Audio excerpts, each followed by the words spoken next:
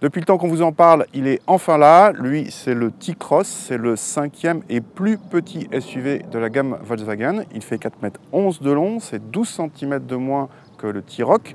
C'est aussi le plus petit de la catégorie, plus petit que les Captur ou 2008, à l'exception du Ford EcoSport qui fait 4,10 m. Et sinon, dans un genre un petit peu à part, il y a aussi le Suzuki Ignis qui lui fait 3,70 m et encore beaucoup plus petit.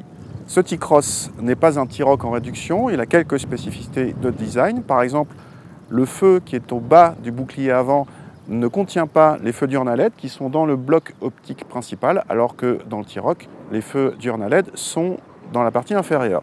Pareil à l'arrière, avec un bandeau rouge entre les feux arrière, alors que dans le T-Roc, il n'y en a pas. Autre différence, le T-Roc existe en 2 ou 4 roues motrices, alors que ce T-Cross n'existe qu'en 2 roues motrices. La gamme de motorisation essence démarre à 95 chevaux avec un 3 cylindres de 1 litre. Ce même 3 cylindres est proposé en 115 chevaux. C'est la version qu'on essaye ici, en finition Airline, une finition haut de gamme type Sport avec des jantes et un bouclier avant spécifique. À l'intérieur, pas de révolution à l'avant, si ce n'est avec l'arrivée d'un volant différent du T-Roc, c'est le même que celui de la nouvelle Passat. Sinon les plastiques sont durs et il faut recourir aux options pour avoir de la couleur, mais l'assemblage est soigné et l'équipement assez complet. L'écran central tactile est en série dès le premier niveau de finition, en revanche le combiné d'instruments numériques est ici en option à 430 €, en série uniquement sur la finition Cara. Le point fort du T-Cross vient de l'arrière avec une banquette coulissante. En position reculée, l'espace aux jambes y est supérieur à celui du T-Roc et une mesure place ce T-Cross comme le meilleur de la catégorie en la matière, tout simplement. Autrement dit, on peut s'y installer à 4 grands adultes sans problème. Pour le coffre, c'est là encore une bonne surprise, avec des valeurs proches de celles du T-Roc selon les mesures, lorsque la banquette est reculée, soit un très bon chiffre dans la catégorie. Le coffre devient gigantesque, banquette avancée, et n'oublie pas d'être pratique avec un plancher modulable en hauteur. Le 3 cylindres, 1 litre, 115 chevaux dans ce T-Cross, il est tout à fait suffisant. Il faut savoir que, étonnamment, d'après nos mesures, ce T-Cross est à peine moins lourd que le T-Roc.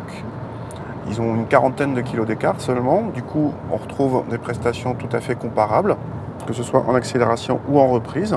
Dans la catégorie du Captur, ça donne quelque chose d'assez agréable, largement suffisant, sans être sportif.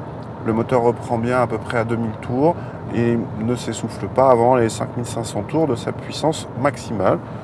Rien à dire, l'insonorisation est correcte, elle semble même meilleure que dans le T-Roc. La commande de boîte ne pose pas de problème non plus, tant qu'on ne considère pas ce T-Cross comme un sportif. Au niveau du châssis, on a des roues de 17 pouces.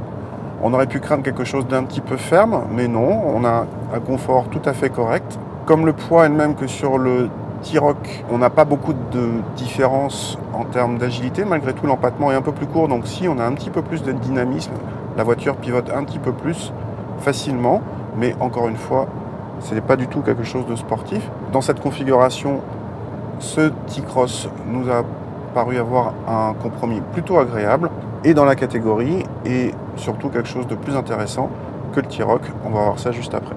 En effet, avec un poids très proche de celui du T-Roc équipé du même moteur et des performances voisines, on attendait des consommations similaires, mais nos mesures révèlent un écart de 0,5 litres en moyenne en faveur du T-Cross, ce qui le place tout simplement comme le plus sobre de la catégorie selon nos mesures.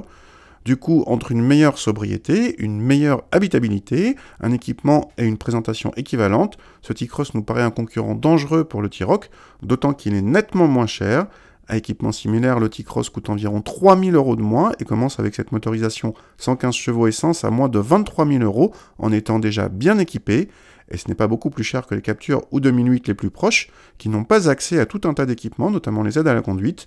Les nouvelles générations des petits SUV français rattraperont ce retard, mais en augmentant les prix. Du coup, ce T-Cross nous paraît bien placé, y compris en tarif, pour une fois chez Volkswagen.